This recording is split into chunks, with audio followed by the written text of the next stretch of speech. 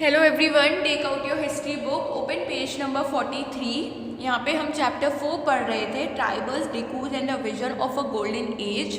हम यहाँ ट्राइबल्स की लाइफस्टाइल, ट्राइबल्स का रहन सहन, ट्राइबल्स का ऑक्यूपेशन के बारे में पढ़ रहे थे और किस तरह जो डिकूज होते हैं, डिकूज जो आउटसाइडर्स होते हैं जैसे कि ब्रिटिशर्स हो गया, फॉरेनर्स हो गया, या फिर जो बड़े बड़े लोग होते हैं वो लोग कैसे ट्राइबल्स के ऊपर रूल करते हैं, कैसे अपना शासन चलाते हैं और उनको अपने कंट्रोल में रखने के लिए उनके ऊपर पूरी तरीके से रूल करते हैं, जिसकी वजह से ट्राइबल्स को बहुत ज़्यादा प्रॉब्लम होती है। हमने ट्राइबल्स के ऑक्यूपेशन के बारे में पढ़ा कि वो कौन कौन सी एक्टिविटीज़ परफॉर्म करते हैं, जैसे जूम कल्टीवेटर्स हो गया, क्योंकि जिसे शिफ्टिंग कल्टीवेशन बोलते हैं, कैटल हर्डिंग हो गया, या फिर हंटर्स गैदर्स हो गया। ये सब ऑक्यूपेशन में वो रहते थे और इन सब एक्टिविटीज़ को परफॉर्म करते थे और ज़रूरत आने पर वो एक जगह से दूसरी जगह शिफ्ट भी करते थे। मोस्ट ऑफ द ट्राइबल्स थे वो शिफ्ट ही करते थे, वो कभी भी एक जगह पे नहीं रहते थे, लेकिन कुछ ऐसे थे जो सेटल कल्टीवेशन करते थे। Okay, now come to the page number 43। How did colonial rule affect tribal lifes. जो ब्रिटिशर्स रूल करते थे वो कैसे ट्राइबल की लाइफ को, ट्राइबल की जो ज़िंदगी थी उसको कैसे अफेक्ट की, मतलब उनकी लाइफ कैसे, उनका पूरा लाइफस्टाइल को कैसे चेंज कर दिया ब्रिटिशर्स ने। The lifes of the tribal group change during the British rule. British rule के आने के बाद ट्राइबल्स की लाइफ पूरी तरह चेंज हो गई। जब अंग्रेजों का शासन आया तो ट्राइबल्स की लाइफ चेंज हो गई। Let us see what these changes were. अब देखते हैं क्या क्या बदलाव आए। What happened to tribals chief. अब देखते हैं ट्राइबल चीफ्स में क्या बदलाव आया। Before the arrival of the British के आने के बाद, जब अंग्रेजों का शासन आया था उसके बाद क्या हुआ। In many areas the tribal chiefs were important people. Tribal chiefs का यहाँ पे मतलब है कि जो थोड़ा सा, जिनके पास ज़्यादा पैसा हो, जो थोड़े से पावरफुल हो, तो वो क्या करते थे, वो ट्राइबल्स के साथ, सबके साथ मिलकर वो सब पे कंट्रोल करते थे, सब में रूल चलाते थे। लेकिन ट्राइबल्स की सहमति से कभी वो ट्राइबल्स के अगेंस्ट जाकर कभी भी उन्हें रूल नहीं किया उन पर। उनकी सहमति से ही वो सबको कंट्रोल करते थे, वो फैसले लेते थे, अपनी एडमिनिस्ट्रेशन चलाते थे। लेकिन जब अंग्रेज़ों का शासन आया तो उनका रूल पूरी तरह से ख़त्म हो गया, अंग्रेज़ों ने रूल करना शुरू कर दिया था। लेकिन उससे पहले जो ट्राइबल चीफ थे उनका बहुत ज़्यादा इम्पॉर्टेंट रोल था ट्राइबल्स की लाइफ में, क्योंकि वो उन पर रूल चलाते थे और उनको हर चीज़ में उनका डिसीजन लेते थे और अपनी एडमिनिस्ट्रेटिव वहाँ पे चलाते थे। They enjoy a certain amount of economic power and had the right to administrator and control their territories.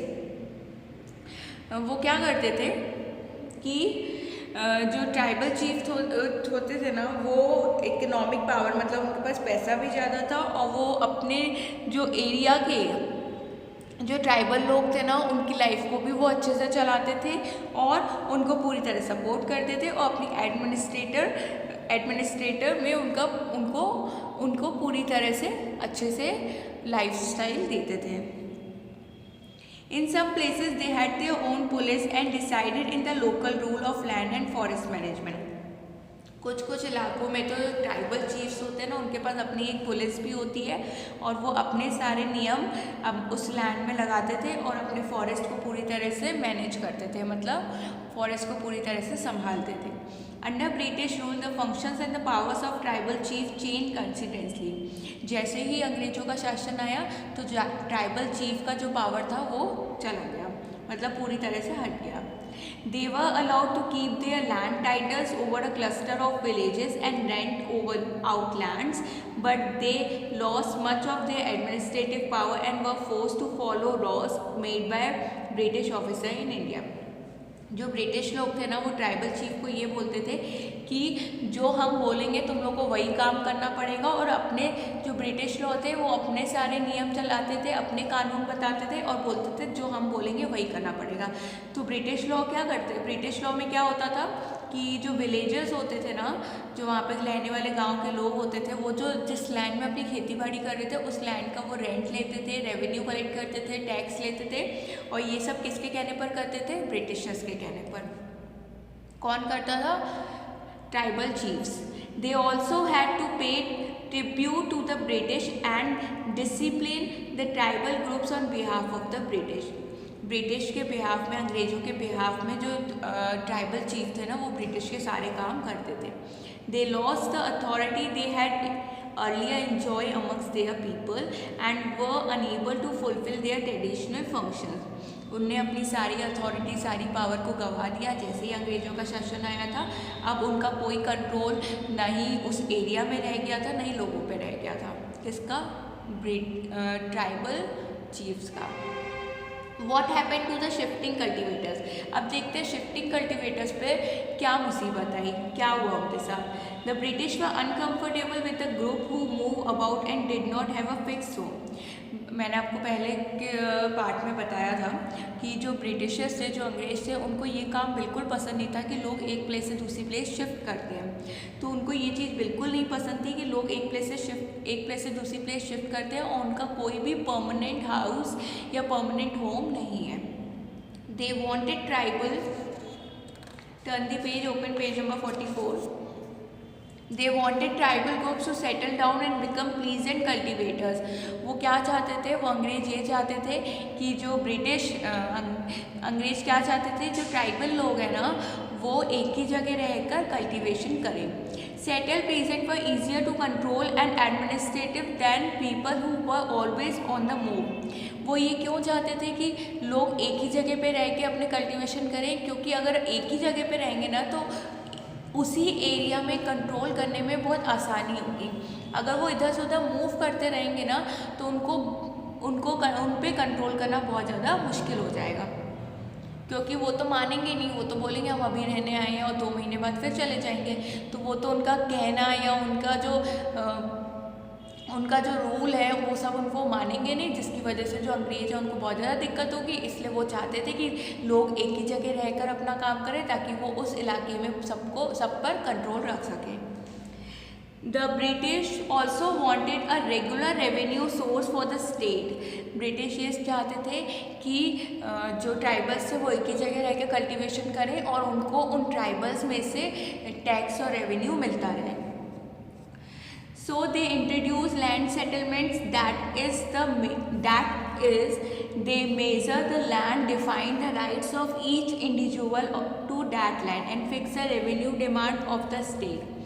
Britishers ने क्या किया, जो कल्टीवेशन करते थे ना उस लैंड में लोगों का, उस लैंड के अकॉर्डिंग उनने पहले क्या किया, पूरे फॉरेस्ट को नाप लिया। ठीक है, नाप लिया। उसके बाद जिसका लैंड है ना उस लैंड को नाप लिया। उस लैंड में जितना एरिया उनका है ना उसमें उनने उसके अकॉर्डिंग, उस एरिया के अकॉर्डिंग टैक्स लेना शुरू कर दिया। Some pleasant were declare land owners, other tenants. As you have seen chapter 2, the tenants were pay rent to the land owner who is turn pay revenue to the state. आपने chapter 2 में ये देखा होगा, जो टीटेंट्स होते हैं ना वो क्या करते हैं, वो लैंड ओनर मतलब वो लैंड जिसकी है ना उसको रेवेन्यू पे करते हैं और फिर वो लैंड ओनर जाके किसको, स्टेट को, मतलब इन ब्रिटिशर्स को रेवेन्यू देता था।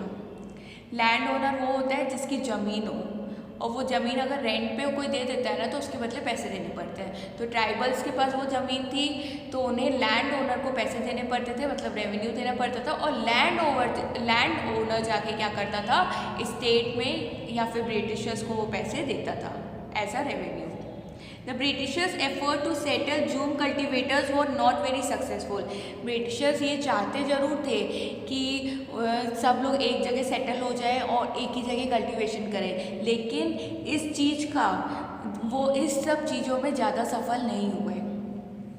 Settle plough cultivation is not easy in area where water is scarce and the soil is dry. जो सेटल कल्टीवेशन होता है ना, जो एक ही जगह रहकर फसल को उगाया जाता है, वो बिल्कुल भी आसान नहीं है। क्यों? क्योंकि उस टाइम पे पानी की बहुत ज़्यादा कमी थी और जो सॉइल थी ना वो बहुत ज़्यादा सूखी रूखी थी, जिसकी वजह से फसल अच्छे से उग नहीं पाती थी। इसलिए लोग एक प्लेस से दूसरी प्लेस मूव करते थे ताकि उन्हें अच्छी फसल मिल सके। In fact, June cultivators who took to plough cultivation often suffer since their field did not produce good yields. अगर सॉइल अच्छी नहीं होगी ना तो फसल भी अच्छी नहीं उगेगी।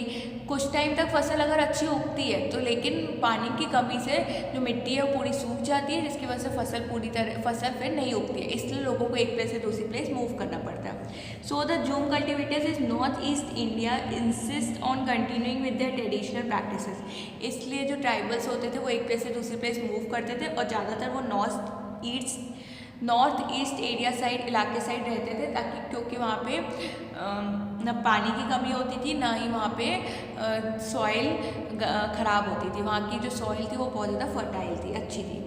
Facing widespread protest, the British has to lead ultimate allowed to them to right to carry on shifting cultivation in some part of the forest. इन सब की वजह से जो ट्राइबल्स थे वो ब्रिटिश का, अंग्रेज़ों का कहना नहीं मानते थे। तो कुछ इलाकों में ऐसे हुआ कि जो ब्रिटिश थे वही मान गए कि ठीक है, उनको मूव करना है, शिफ्ट करना है तो वो कर सकते हैं। उन्हीं ने मान लिया इस बात को कि ट्राइबल्स को वो कंट्रोल नहीं कर सकते, और कुछ ट्राइबल्स को उन्हें परमिशन दे दी, इजाज़त दे दी कि आप जा सकते हैं, आप शिफ्ट कर सकते हैं। लेकिन कुछ एरिया अभी भी ऐसे हैं कि जहाँ पे मतलब उस टाइम पे कुछ एरिया तब भी वैसे थे कि वहाँ पे ब्रिटिशों का राज चलता था, तो लोग मूव नहीं करते थे, लोगों को एक ही जगह रह के कल्टिवेशन करनी पड़ती थी। आज की डेट में जो जूम कल्टिवेटर्स होता है वो कहाँ पे होता है? वो ज़्यादातर नॉर्थ ईस्ट एरिया साइड होता है। नॉर्थ ईस्ट का जो इलाका है ना, वहाँ पे ज़्यादातर जूम कल्टिवेशन होता है, जैसे कि आसाम हो गया, नागालैंड हो गया, अरुणाचल प्रदेश हो गया। तो इन सब जगहों में जूम कल्टिवेशन ज़्यादा होता है। ओके, तो ये था कि ब्रिटिश क्या करते थे, अपना हक जमाना चाहते थे, अपने रूल्स करना चाहते थे, और वो यही चाहते थे कि ट्राइबल्स एक ही जगह रहें ताकि वो ईजिली सब पर कंट्रोल कर सकें और लोगों से रेवेन्यू भी इकट्ठा कर सकें। लेकिन ट्राइबल्स नहीं रह पाते क्योंकि उनके लिए एक ही जगह कल्टिवेशन करना बहुत मुश्किल था, क्योंकि पानी की कमी थी और जो सॉइल थी, मिट्टी थी, वो भी बहुत ज़्यादा सूखी थी। इसलिए उन्हें एक प्लेस से दूसरी प्लेस शिफ्ट करना पड़ता है। कुछ एरिया में ब्रिटिशर्स जो थे उनने मान लिया कि हाँ लोगों को शिफ्ट करना पड़ेगा, वो नहीं रोकते थे लोगों को। लेकिन कुछ एरिया ऐसे थे कि जहाँ पे अंग्रेज मान ही नहीं रहे थे और उनने लोगों को बंदी बना के रखा था और लोगों से कल्टीवेशन एक ही जगह पे कराते थे ताकि वो लोगों से रेवेन्यू ले सके। ओके, आगे का चैप्टर हम नेक्स्ट वीडियो में कंटिन्यू करते हैं। Okay, thank you.